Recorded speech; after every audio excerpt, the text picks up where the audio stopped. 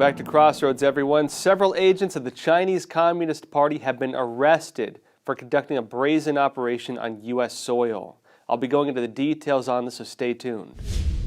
The Department of Justice announced it charged 8 people and made 5 arrests in relation to China's Operation Fox Hunt on U.S. soil. Also, 600 U.S. groups linked to the Chinese Communist Party have been exposed. These include businesses, universities, think tanks, social and cultural groups, which have been pushing the regime's political and economic interests in the United States. And also among the swirl of information being released on Hunter Biden has been direct emails provided by a former business partner which point to various pay-to-play deals, among other issues. Now those emails and additional information were provided to Seamus Bruner. We've invited him to speak with us about this, so stay tuned for that. Now folks, among the swirl of information being released on Hunter Biden, son of Democratic presidential nominee Joe Biden, has been direct emails provided by a former business partner of Hunter, which point to various pay-to-play deals, among other issues. Now, those emails and additional information were provided to Seamus Bruner, author of Compromised: How Money and Politics Drive FBI Corruption, and author of the new book as well, Fallout: Nuclear Bribes, Russian Spies, and DC Lies. To learn more about the emails from Hunter Biden's business associate, we've invited Seamus Bruner to speak with us. Let's jump into that now. Hey, welcome back, folks. Today we have with us Seamus Bruner. You might remember him from the book Clinton Cash. He has a new book out now. It's Fallout: Nuclear Bribes, Russian Spies, and the Washington Lies that enriched the Clinton and Biden dynasties. Now, you might have seen some of the recent leaks about Joe Biden and Hunter Biden, particularly some of the emails coming from Hunter Biden's business associates. Well, Seamus Bruner has some of the information on that. He's been the recipient of some of these emails. So we're going to talk with him now about this and the information he's been looking at. So Seamus, it's great having you on Crossroads. It's great to be here. So this whole Biden scandal, as it's becoming, it's called a conspiracy theory by a lot of news outlets. Are saying it might be disinformation, it might not be, but you shouldn't look at it because, it may all be false, and don't even look. A lot of different news organizations are portraying the whole thing as just a disinformation campaign, a scandal. Maybe they'll even try to say it's Chinese interference at some point because now we have a political faction in China trying to provide evidence on it as well. And also there's leaks coming from multiple different directions, to the extent, I think, that even a lot of people who do believe in it are having trouble following it. And so why don't we start off, tell me the information you've gotten. What's the information you've been looking at and getting directly so far? So we've been working with several other investigative journalists. Matthew Tiermond provided us access to Bevan Cooney, who is a Hunter Biden business associate. But just before we get to the emails and all of that, I'd like to take it back to 2018, because a lot of people think this is, October surprise or just for the election to tarnish Joe Biden's name. And it actually, these stories, the Ukraine story and the Burisma gas company and the China deals, the $1.5 billion private equity deal backed by the Chinese government that Hunter Biden's firm got. These stories were released in 2018 in a book called Secret Empires. I worked on that book. My boss, Peter Schweitzer, really broke this news down in 2018. Joe Biden wasn't a candidate. We didn't ever think Joe Biden would run for president. We kind of just followed the money. We looked at these deals and we got some tips that Hunter Biden and other Biden relatives, there's actually 5 Biden relatives who have been working these deals that basically leverage the Biden family name, and it's all while Joe Biden is vice president. So bringing that forward to today, it's interesting that some of these business partners of Hunter Biden, people who say it's a conspiracy theory, just look at Hunter Biden's business associates. They are the ones who are providing these emails. These emails go back 10, 15 years in some cases. And we've been given access to a Gmail account with the credentials. So this isn't, stolen, hacked, planted, manipulated. It's just like when any of the viewers might log into their Gmail account, we got that kind of access to it. So then we just started searching terms that we knew from the work back in 2018. And we found that, these deals were a huge priority. The Burisma deal, the Ukraine deal, the China deal with Bohai Harvest, they're talked about extensively, and every time that they close the deal, Hunter Biden's business associates are celebrating. So that's the Bevan Cooney emails that we were given exclusive access to, but there's now more and more Hunter Biden associates coming forward. A man named Tony Bobulinski, who just recently did his first public interview. It's an incredible interview, and he really reveals. He's a Democrat donor, by the way. This isn't he's not doing this for the election. He just couldn't really sit by while all of the Bidens are claiming this is all Russian disinformation. That's really what caused him to come forward. Well, on that, I mean, it's interesting because, again, there's so many different directions to it and so many people stepping forward. And it's hard for people, I think, to, on one side, be able to follow which information is coming from where, which information they would deem as credible, which information is questionable based on the sources. And also, from another standpoint, I think the fact that you have multiple sources corroborating the same basic claims. I mean, if we look at the evidence and narratives that were used to form previous scandals, especially targeting Trump, a lot less evidence came out on those. Sometimes no real direct evidence at all. And media ran with it nonstop, but this one they're kind of ignoring or saying it's disinformation without really having a basis for saying so. I guess what would you say to people who believe this is disinformation? Well, there's a reason that faith and trust in the mainstream media, the big networks, there's a reason that faith in that is at an all-time low. People don't trust the media to give them the truth. So, I mean, if CNN is saying this is fake news, how many times have they been wrong in the last year or 2 years or more?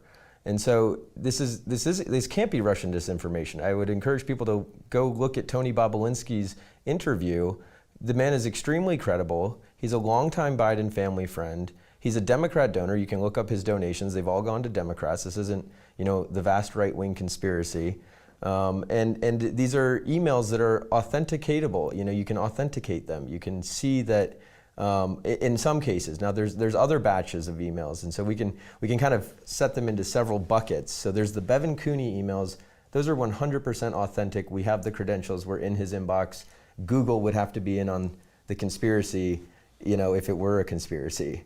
So those are completely legitimate. Now Tony Bobulinski, he's got his verbal testimony and he has the text messages with timestamps to back it up. I mean, some might argue that, I don't know, Russia planted, text messages on his phone, or he's colluding with the Russians. It's actually amazing. I think the most striking part of his interview is about an hour-long interview. The most striking part is, it was a very emotional part, where he says he just couldn't believe that this was being called Russian disinformation. That's actually what led him to come forward, is he was just, this isn't Russian disinformation. I can't really describe it any better than he can. But when Adam Schiff goes out and says this is all just Russian disinformation, he's claiming that without evidence. Meanwhile, Biden's associate has mountains of evidence backing up his assertions.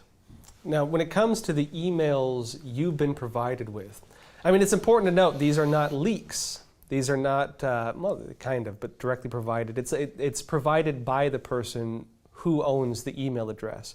In other words, you're not receiving hacked information or illegal information. It's the person providing you access to their personal email account, which has the accounts of all these different deals they've done. Is this accurate, first off? And then what kind of information are you finding?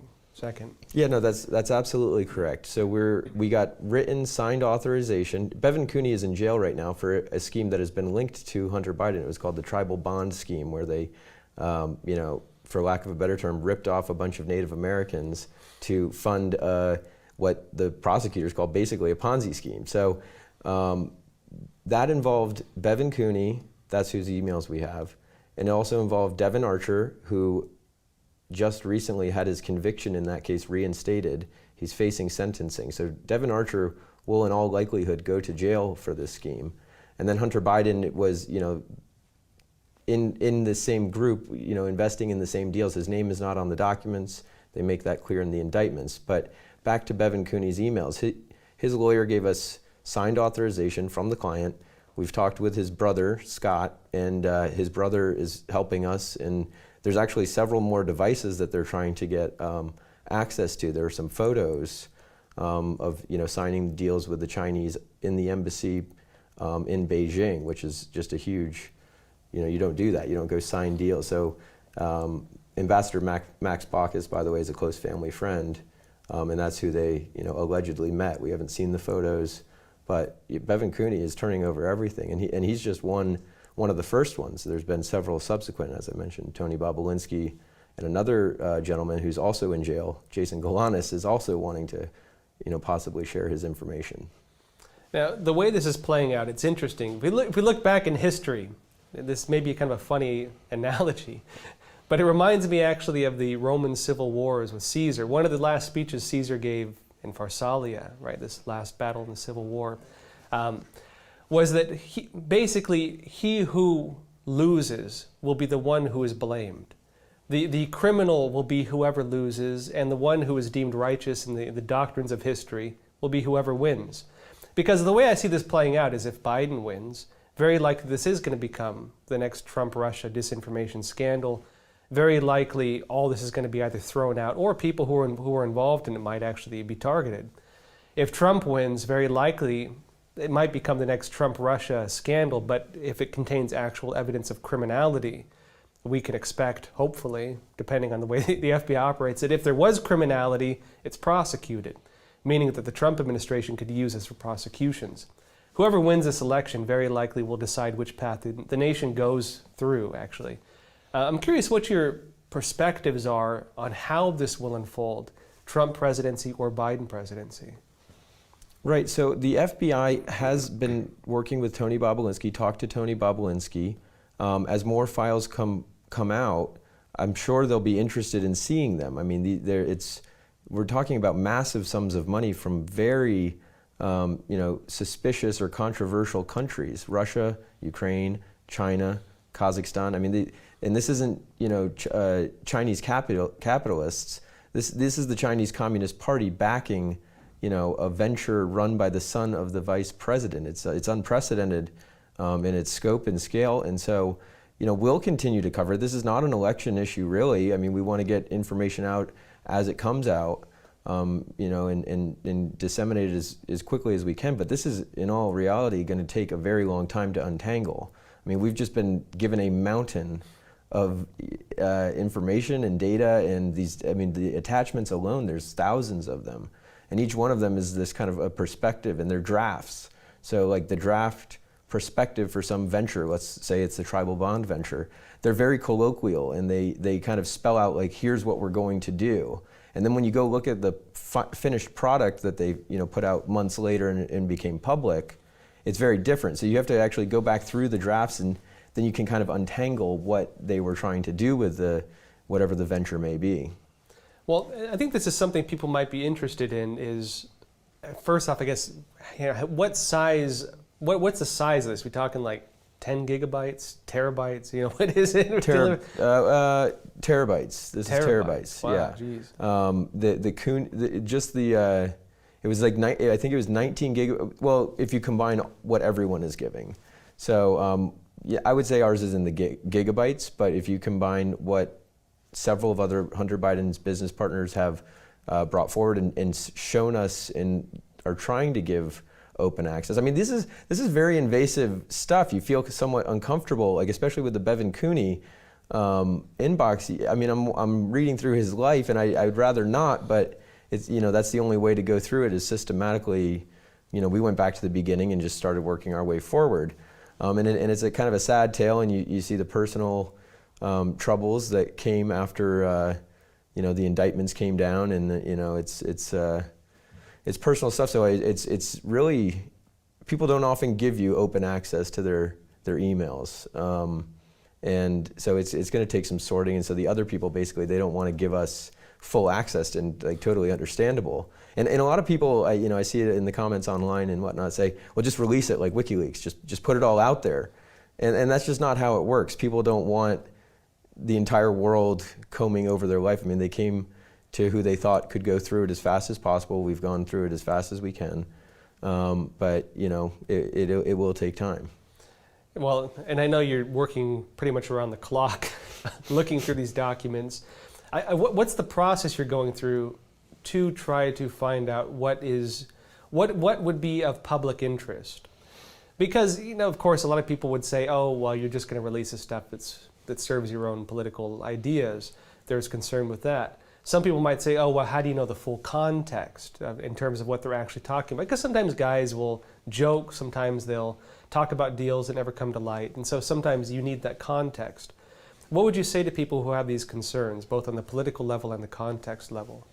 Yeah, it's kind of odd reading through emails because it's not a full picture. They've obviously had phone calls earlier that day. You don't have the full context. However, there are phrases and expressions that pretty much exactly what it means. Let's leverage, they use the word leverage Hunter Biden more. What are you going to leverage Hunter Biden more for? And then in the same email, they'll say, should we talk, like one of these emails, they say, should we mention, they're talking about, this is Bevan Cooney, Jason Galanis, Devin Archer, talking about pitching to investors what they bring to the table, basically, why investors should give them money.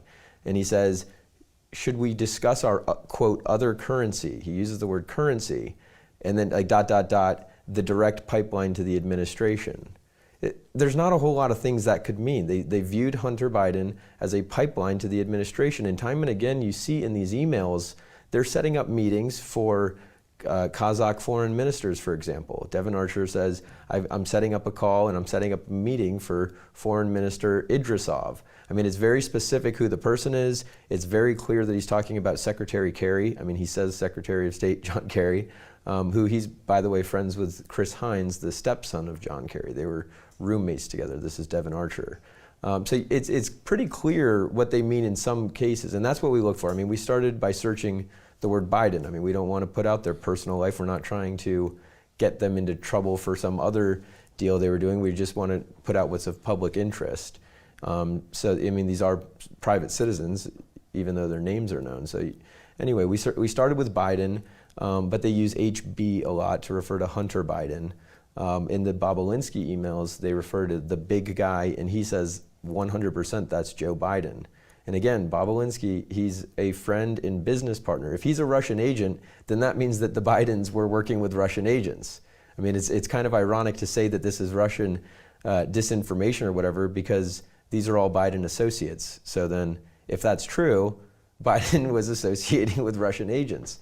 So that's kind of what we went through the emails and searched Biden, Hunter Biden. That's how we started, and realized that they use code words a lot, just nicknames, initials, etc. So then we would go to, let's say, Bohai Harvest, which was one of the Chinese ventures, and we find a lot on Bohai Harvest. Then we'll see Jonathan Lee is the CEO of one of these ventures with Hunter Biden. We find his email address, and then you search from this email address, and then you'll see all these emails come up. So that we kind of, there's no real rhyme or reason or method to the madness. We just go through it and search terms that we recognize and are familiar with, again, dating back to 2018 when these stories really first broke. Now, with that said, folks, we're broadcasting 5 days a week, Monday through Friday. Also, if you want to support us, please join us on Patreon.